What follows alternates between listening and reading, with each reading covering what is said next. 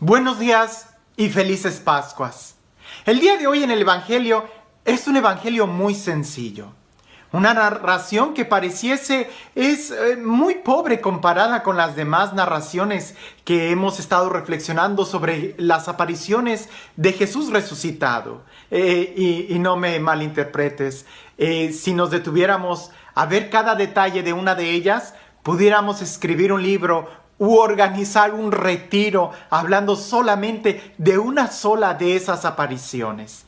Pero comparada con la del Evangelio del día de hoy, es un poco sencilla porque nos tiene que provocar una reflexión no solamente intelectual, sino en nuestra forma de vivir.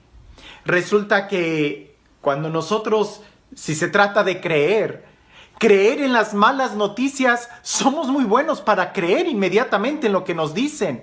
Incluso a veces hasta muy ilusos, porque ni siquiera tenemos los detalles cuando ya estamos hasta contando lo que se nos dijo cuando se trata de una mala noticia.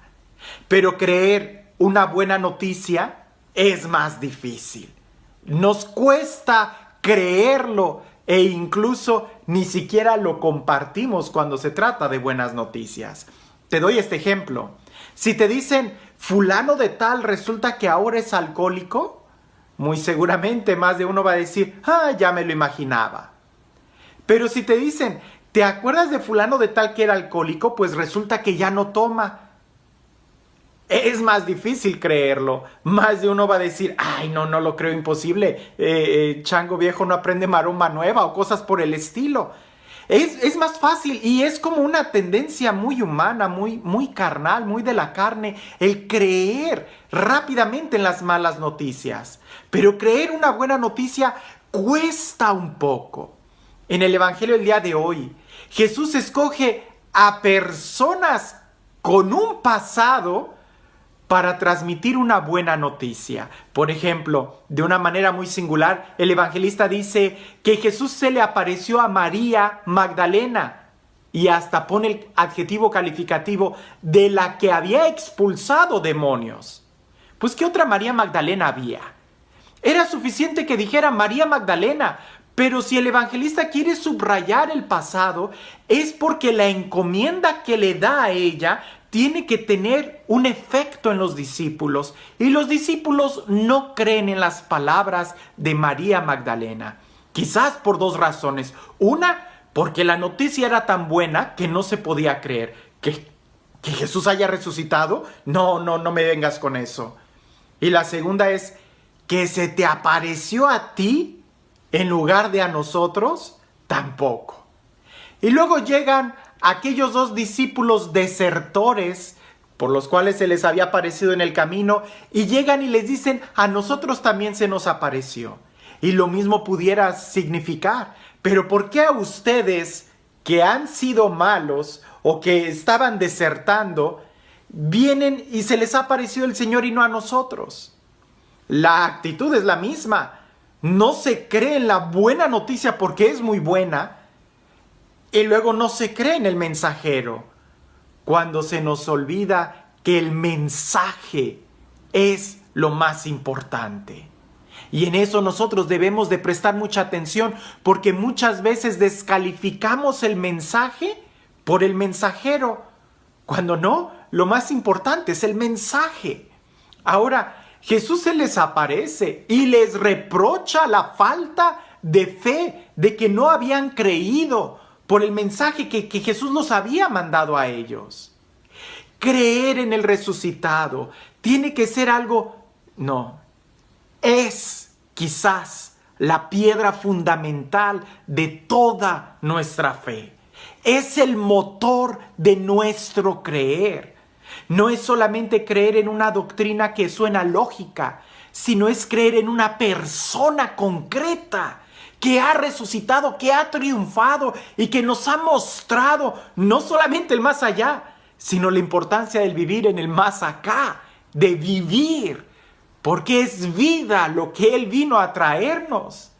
Y es que creer en que Dios hace maravillas y que incluso esas maravillas las hace en personas concretas, es el primer paso para creer que también Dios puede hacer maravillas en cada uno de nosotros. Movernos a creer que Dios puede hacer posible que aquella persona cambie, que deje el alcoholismo, que se convierta en un buen padre de familia, que aquella señora deje de ser chismosa.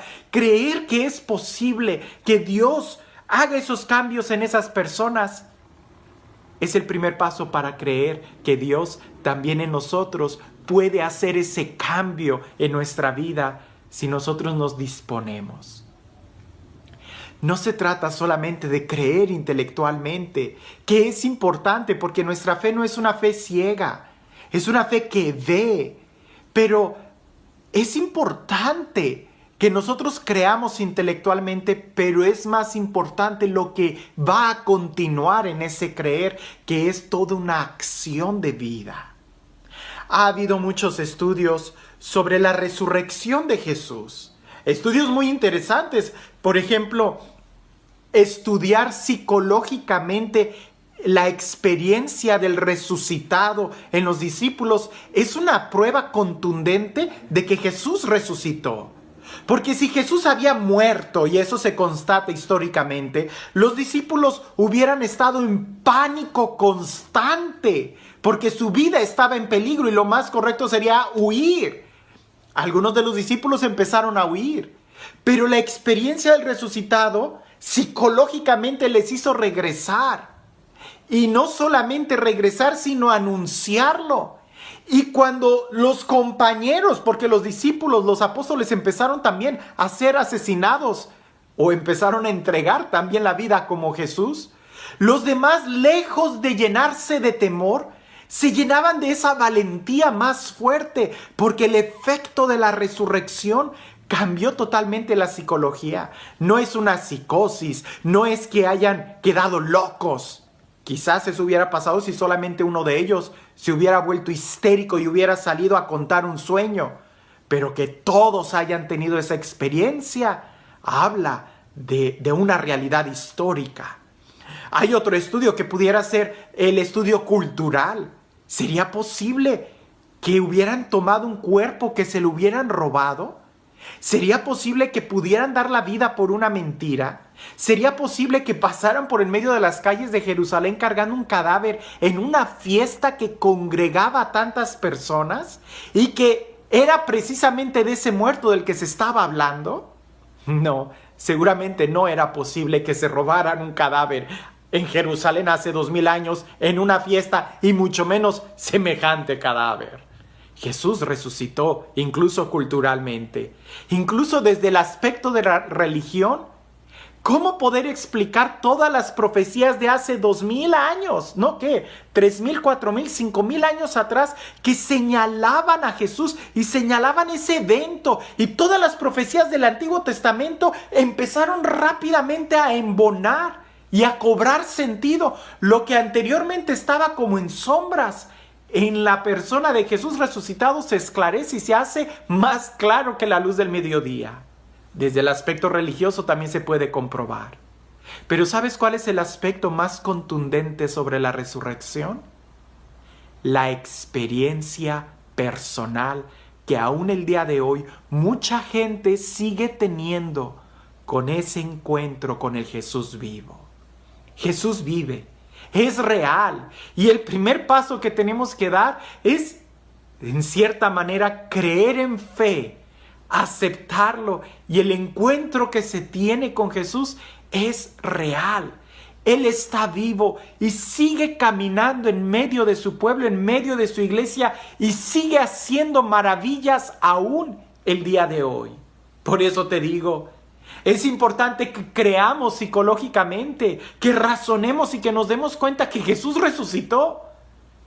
Pero también es muy importante que le abramos nuestro corazón y que tengamos esa experiencia que va a hacer que nuestra vida cambie, que va a hacer que nosotros también demos testimonio de que Jesús ha resucitado, sin importar que en un momento hayamos sido pecadores, que hayamos sido desertores, que hayamos tenido demonios en nuestro interior. Porque lo más importante es el mensaje que recibimos y mensaje que no podemos contener, sino que tenemos que anunciarlo. Jesús vive, ha resucitado. El día de mañana es mejor que el día de hoy. Si el día de hoy recibes como semilla la fe en Jesús resucitado. La pregunta es, ¿crees que Jesús resucitó? No, mejor aún. ¿Vives como si Jesús hubiera resucitado? ¿Vives de acuerdo a esa fe que dices que Jesús resucitó? ¿Tienes esa experiencia continua con el resucitado? Le preguntaron un día a la Madre Teresa de Calcuta: Madre, ¿cuándo fue su encuentro con Jesús? Y ella respondió: hoy.